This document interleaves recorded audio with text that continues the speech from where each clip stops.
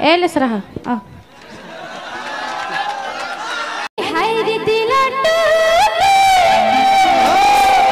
हाय रे दिला टूटे अरे दिला टूटे कोई नहीं जाना रे दिला टूटे कोई नहीं जाना अरे दिला टूटे गुप्ता नहीं जाना रे हरे मना टूटे गुप्ता नहीं जाना। और यहाँ पे एक बार बताएंगे कितनों को प्यार में धोखा मिला है और कितना का दिल टूटा है, कितनों का दिल टूटा है हाथ उठाएंगे। और नितेश कितनों का दिल तोड़े हैं, हमारी बहन ने उधर से हाथ उठाएंगे। हम बहुत शरीफ है भैया, अच्छा आदमी है, हमकी इज्जत बचा देते छोड़िए, कोई हाथ नहीं उठाते। बहुत बहुत धन्यवाद। और हिया ऐसा बात दिल नहीं तोड़ा है नितेश, किसी का दिल नहीं तोड़ा है, तोड़े हैं जी, लेकिन वो लोग क्या बोलेंगे बताइए ना। बात ऐसा नहीं कि ये बैगमा में खाली कमेटी वाला आदमी मन कर दिल टूटल है, बाकी सब ठीक है। कमेटी वाला जो तीन सेकरे दिल टूटल है ना, इले सराहा सबकर दिल तोड़े। और अगर तुम इस चक्कर में हान कि सुमन गुप्ता के थोड़ा चांस वांस मार ले तो बहुत मुश्किल है, कहे कि 4 साल से तो हमें पड़ा लिए पीछे, लेकिन कोई वैल्यू ना कहे, कहे कि सबसे इंडस्ट्री में सबसे गोर है या सबसे करिया हम, तो दूर दूर तक कोई सेटिंग ना कहे। बोले चला तोरा डांस करके के प्यार मत लेके, ठीक है ठीक है चलिए। अरे दिला टूटे करिया नहीं जाना, अरे दिला टूटे करिया नहीं जाना। एक बार जोरदार से डांस लग जाए, इधर से लो।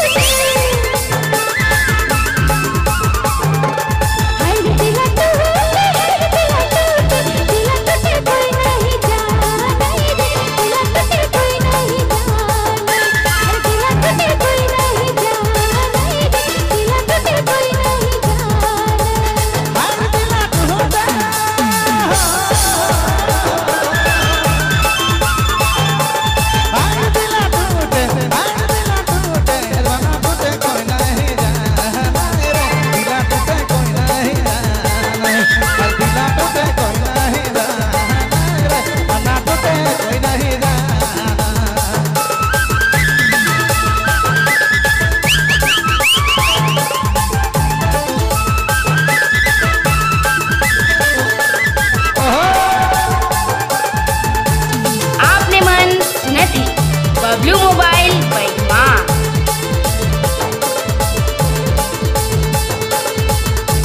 क्या बात है?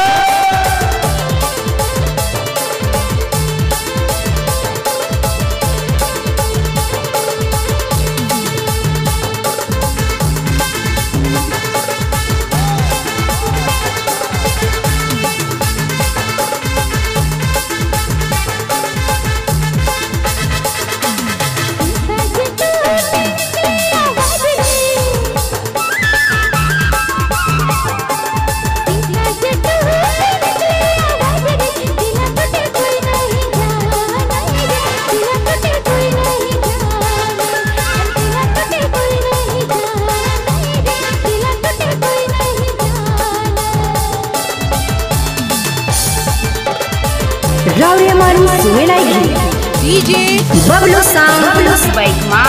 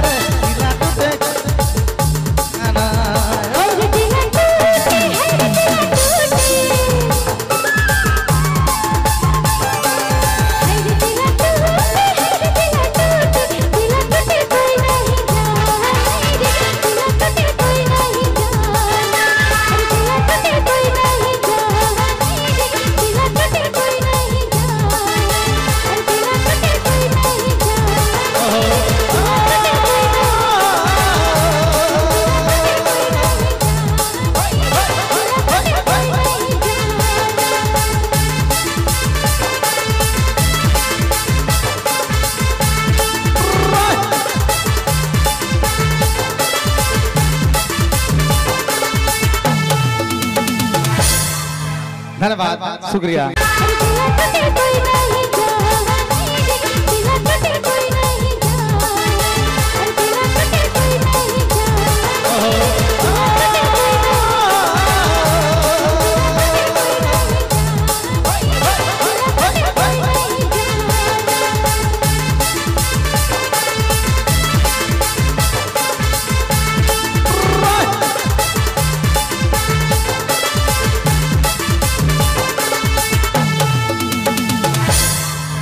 धन्यवाद, शुक्रिया।